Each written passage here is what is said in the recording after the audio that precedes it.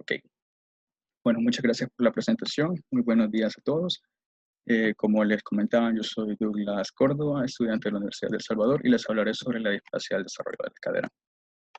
Antes de iniciar, me gustaría compartir con ustedes este pensamiento que va parafraseando un poco al que mencionaba el doctor en la ponencia anterior, donde vamos a decir que solamente ves lo que buscas y solamente buscas lo que conoces, con el fin de que podamos motivarnos a seguir estudiando y aprendiendo para poder dar lo mejor para nuestros pacientes.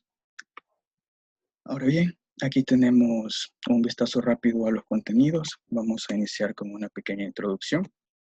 Vamos a recordar un poco acerca de la anatomía y la embriología de la articulación de la cadera.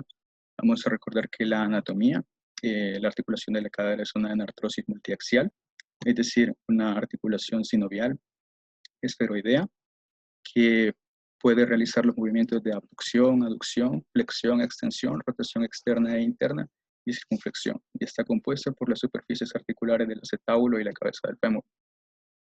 Aquí podemos ver esas superficies, aquí la cabeza del fémur y aquí el acetábulo, y aquí podemos ver ya la articulación de las estructuras que forman la articulación de la cadera en un adulto. Aquí la cabeza del fémur, el acetábulo, un reborde cartilaginoso que es el labrum, el ligamento de la cabeza del fémur y el acetábulo compuesto por el ilion, isquion y el pubis. Luego, también es importante recordar un poco acerca de la embriología y vamos a tener que la articulación de la cadera comienza a formarse en la 7ª semana a partir de las células mesenquimatosas que se diferencian en células precartilaginosas y forman una estructura, una hendidura. Y en el momento en que se forma esta hendidura, vamos a poder reconocer la cabeza del fémur, el primordio y el acetábulo. Esta formación va a estar completa a las 11 semanas de edad gestacional y en este momento ambas estructuras van a estar formadas por cartílago.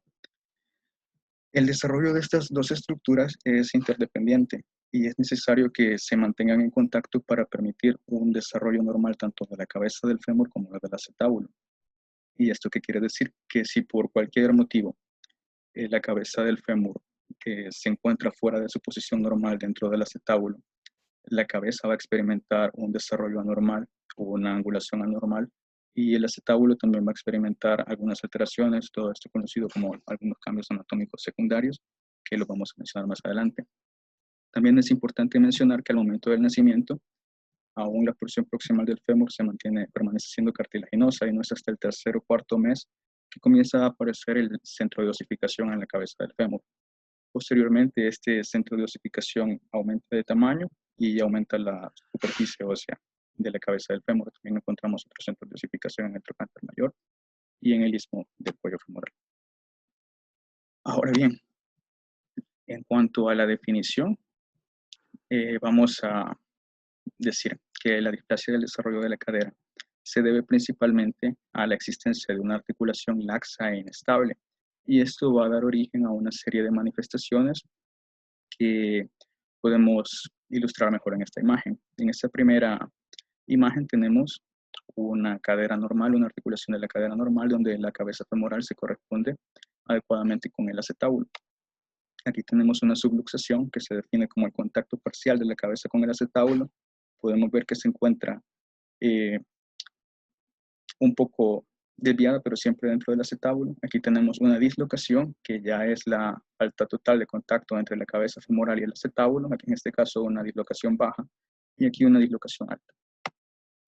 Entonces, todo esto, la falta de contacto entre la cabeza femoral y el acetábulo, va a producir una serie de cambios anatómicos secundarios, como son la hipertrofia del fondo graso del acetábulo, del ligamento acetabular o del ligamento transverso del acetábulo de manera intraarticular.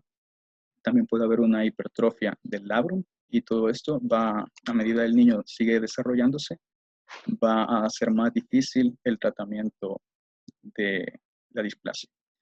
En cuanto a los cambios anatómicos secundarios extraarticulares, vamos a tener un acortamiento de los tendones de los músculos que se insertan en el fémur. El trocánter mayor, a medida el niño crece, también se va a encontrar en una posición más elevada. Y todo esto también va a dar origen a otras manifestaciones que vamos a ver más adelante.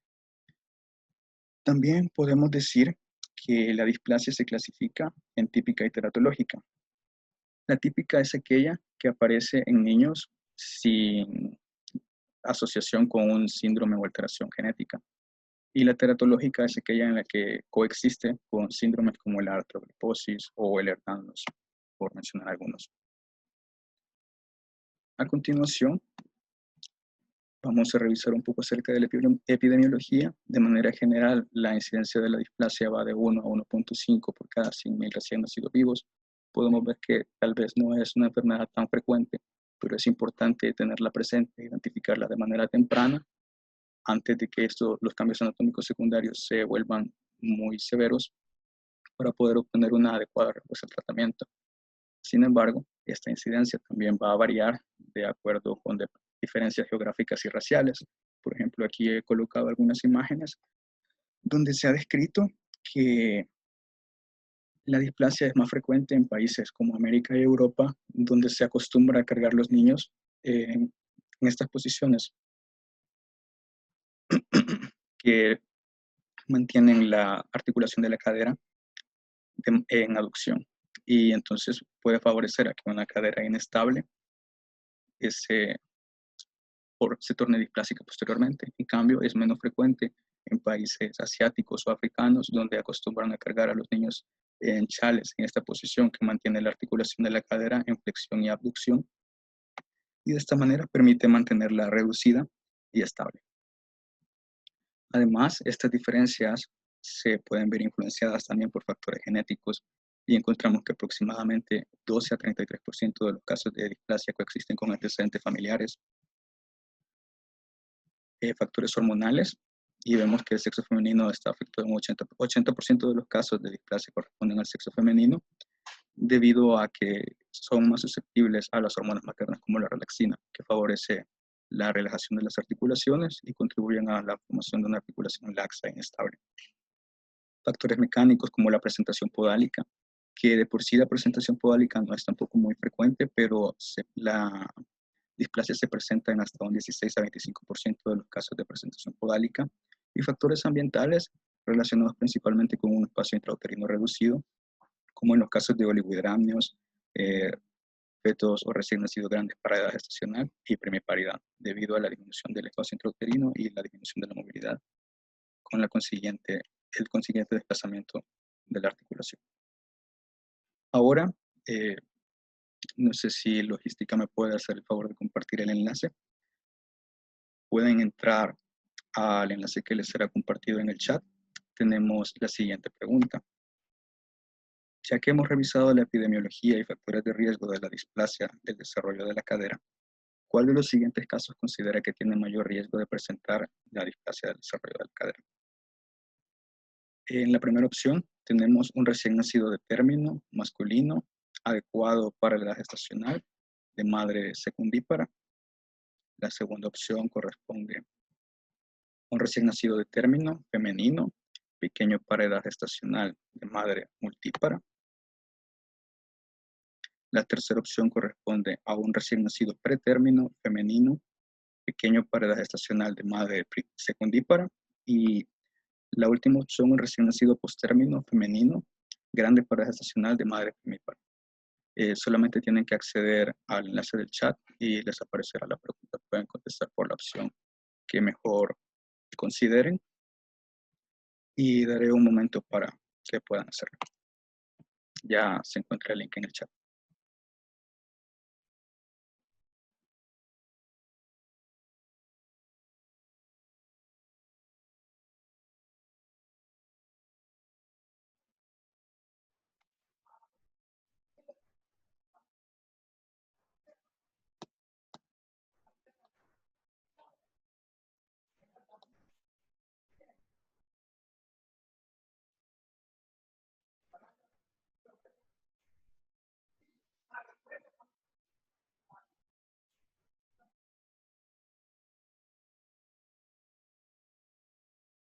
Bueno, si no hay más respuestas, en efecto, la respuesta correcta, bueno, tenemos una opción por el recién nacido pretérmino femenino pequeño, de madre secundípara.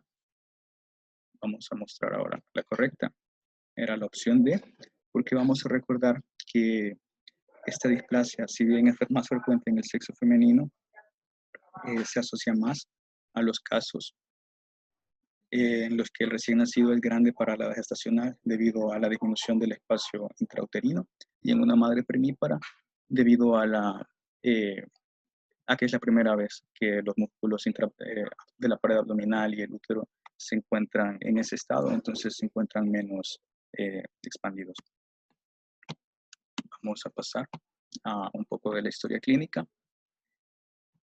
Debido a que esta enfermedad va a variar según la edad en que se encuentran los niños, vamos a encontrar que en los neonatos que no presentan una mayor actividad física, generalmente va a ser asintomática y debido a que aún no han crecido de mayor manera, tampoco vamos a encontrar muchos hallazgos físicos, muchos cambios anatómicos secundarios y vamos a establecer el diagnóstico, la sospecha principalmente cuando presente factores de riesgo y a través de las maniobras de Barlow y Ortolani. Aquí en esta primera imagen tenemos la maniobra de Barlow que consiste en la dislocación de una cadera potencialmente inestable. En esta otra, la maniobra de Ortolani consiste en la reducción de una cadera luxada. Entonces, ambas se realizan en el recién nacido y son el método de elección para el diagnóstico en esta edad debido a sus características, ya que no presentan mayores síntomas.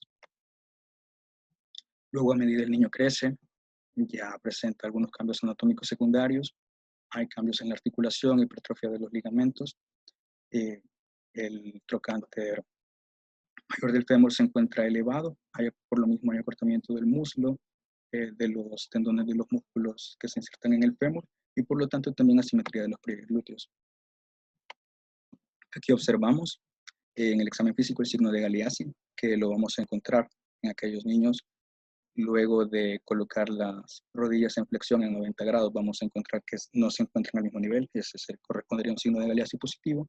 Aquí encontramos asimetría de los pliegues, vemos que el pliegue glúteo ha desaparecido del lado derecho y aquí vemos la maniobra de Klissick, que consiste en la colocación del tercer dedo a nivel del trocánter mayor del fémur y el índice a nivel de la espina ilíaca antero superior. En una cadera normal, la línea trazada entre ambos dedos se dirige hacia el ombligo. Sin embargo, cuando la cadera está luxada debido a la posición más superior del trocánter mayor del fémur, la línea se dirige a un punto intermedio entre el ombligo y la sínfisis del pubis. Ahora, en los preescolares y mayores, ya que los cambios anatómicos secundarios son más evidentes, vamos a encontrar cojera, hiperlordosis, acortamiento del miembro del lado afectado y una caminata sobre la punta de pie. En el examen físico podemos encontrar una limitación de la abducción de la cadera, la marcha de Trendelenburg y los signos de Trendelenburg y Galeazzi. Aquí podemos ver una paciente con hiperlordosis. Esta fotografía fue cortesía de mi profesor de ortopedia pediátrica en la rotación que tuve en la consulta externa de ortopedia en el Hospital de Niños Benjamin Bloom. Podemos observar la hiperlordosis. Y aquí también unos pliegues simétricos. Esta sería la imagen correspondiente a los pliegues asimétricos. Aquí también podemos observar un video de una paciente con la marcha de Trendelenburg. Podemos observar cómo cojea y podemos identificar que la displasia afecta principalmente a la cadera del lado derecho. Podemos observar también que la derecha, se encuentra un poco más elevada. Este video también fue cortesía de mi profesor Nelson Odira Maya del hospital. Ahora, luego de haber visto un poco acerca de los hallazgos, vamos a pasar a otra pregunta. Pueden acceder al mismo enlace y si están ahí, la página se actualizará sola. Entonces, luego de haber visto los signos y que los signos varían con la edad, nos preguntamos, en la paciente que vimos anteriormente, que es una recién nacida, ¿qué hallazgo es más probable encontrar en la recién nacida del caso anterior? El signo de Trendelenburg positivo, signo de Galeazzi positivo, maniobra de Ortolani positiva, maniobra de Klissick positiva. Recordemos que no presenta un mayor crecimiento, no presenta síntomas, no hay mayores cambios anatómicos por el momento. Así que vamos a dar un momento para que contesten.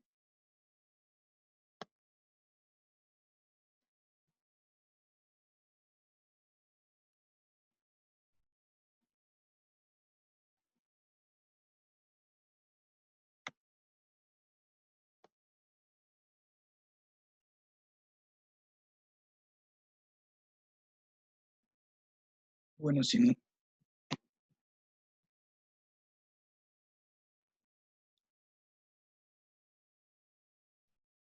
parece que hay un empate entre el tren de Lemberg y la maniobra de Ortolani, así que vamos a mostrar la correcta.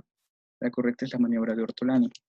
Recordemos que en los recién nacidos que no han crecido y que no presentan cambios anatómicos secundarios son asintomáticos y no van a presentar cambios corporales en este momento. Entonces, la manera en que vamos a sospechar y establecer el diagnóstico es a través de la maniobra de Ortolani. Vamos a pasar a la siguiente. El diagnóstico lo podemos realizar de 3 maneras diferentes y también va a variar según la edad de los pacientes. En los recién nacidos de hasta las 4 semanas, el método de elección va a ser el examen físico, por lo mismo de que se encuentran asintomáticos y no presentan mayores alteraciones.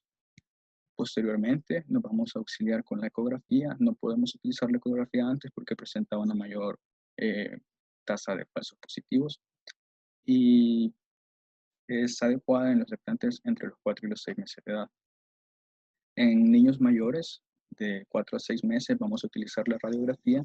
No la podemos utilizar antes debido a que, como recordamos, al momento del nacimiento, las estructuras son cartilaginosas y los centros de osificación no comienzan a aparecer sino hasta el tercer o cuarto mes.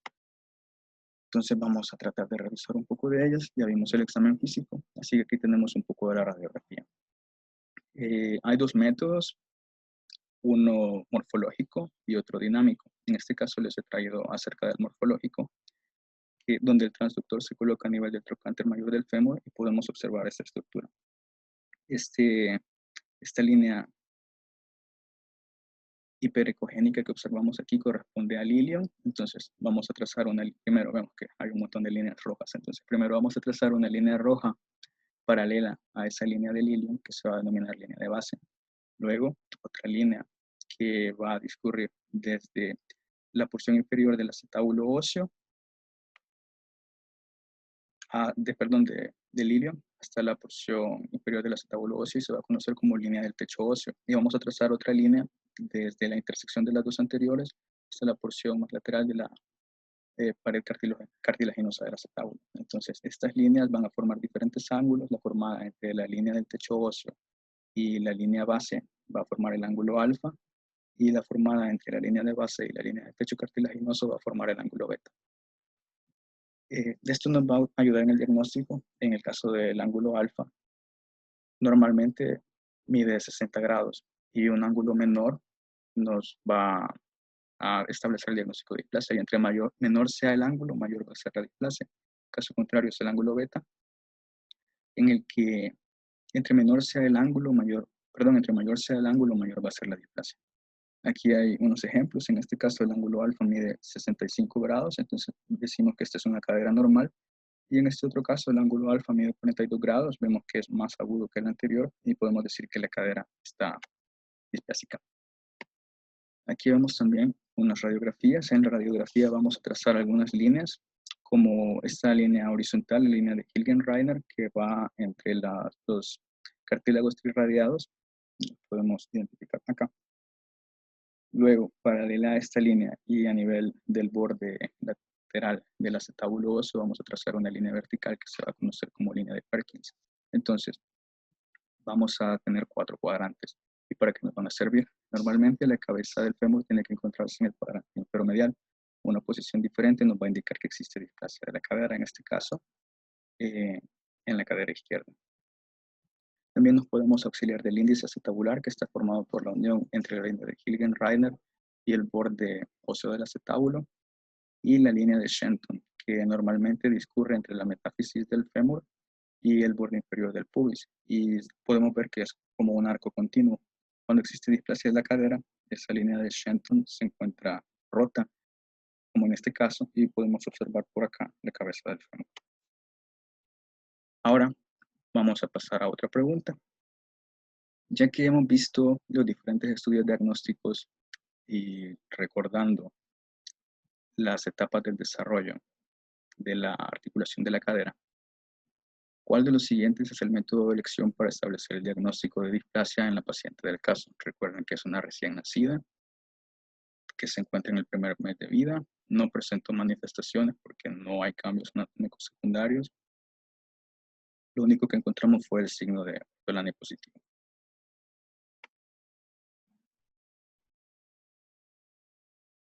Vamos a dar unos momentos para contestar. Es el mismo enlace que les enviaron al chat. Ya se debe haber actualizado automáticamente.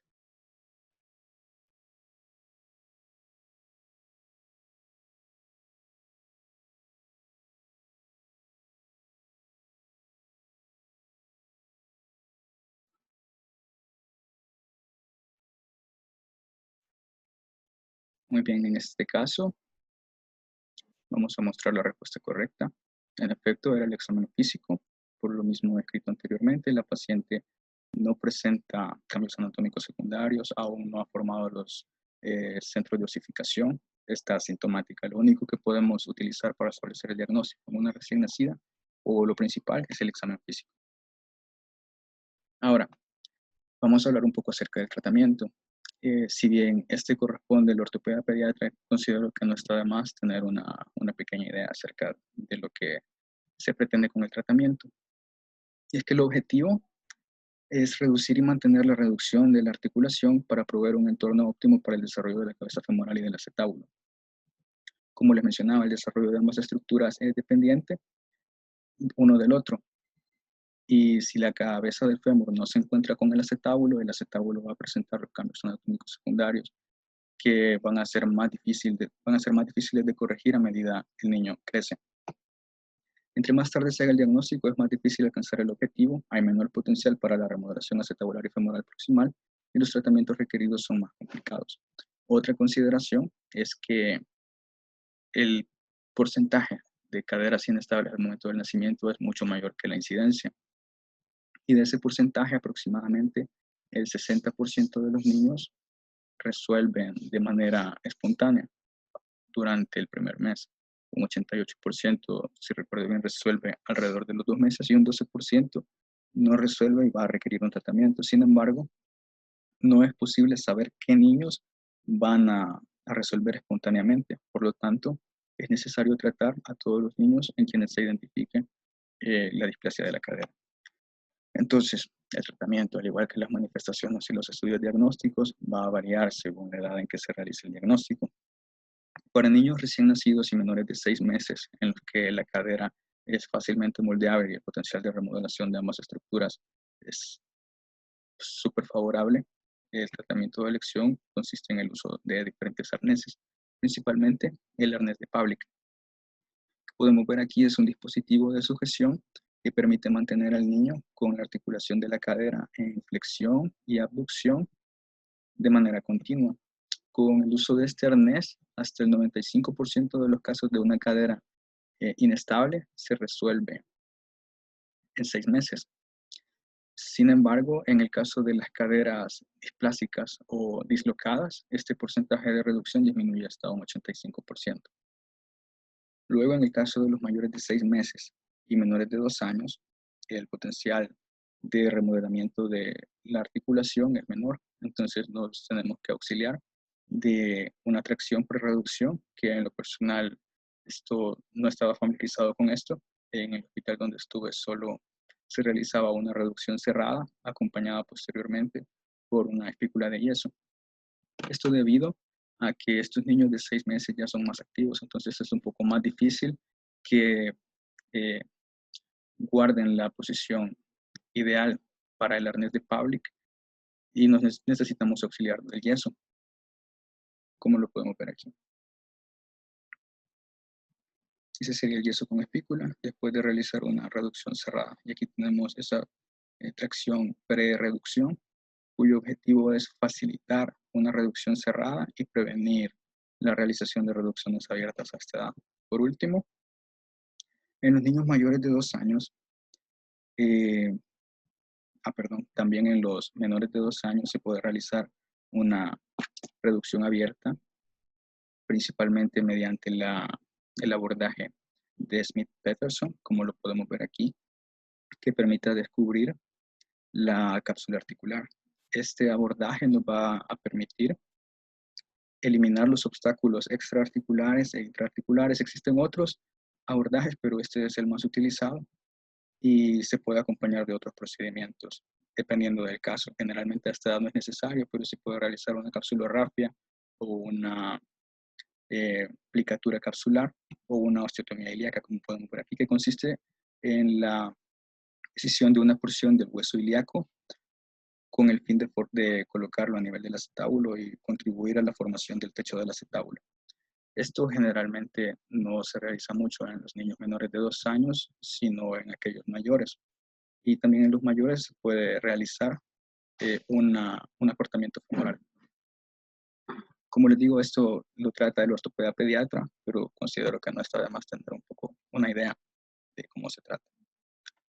Y para finalizar, algunos take-home messages que pretendo queden de esta charla es que el diagnóstico temprano permite alcanzar los objetivos del tratamiento y obtener una mejor evolución. Entre más temprano se realice el diagnóstico, mejor va a ser el pronóstico de los pacientes.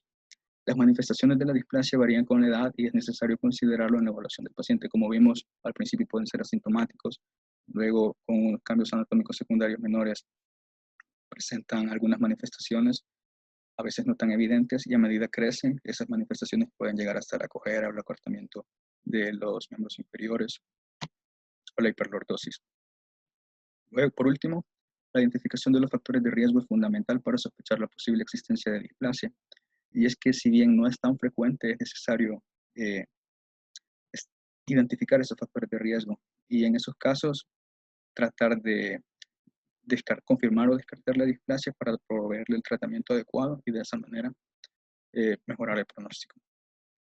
Aquí les comparto una fotografía. Él fue mi tutor, el doctor Nelson Odira Maya. Aquí estamos en la consulta externa de ortopedia y este fue mi grupo de tutoría. Y con eso finalizo. Aquí les dejo mi contacto por si tienen alguna duda. Y por mi parte eso sería todo. Así que muchas gracias.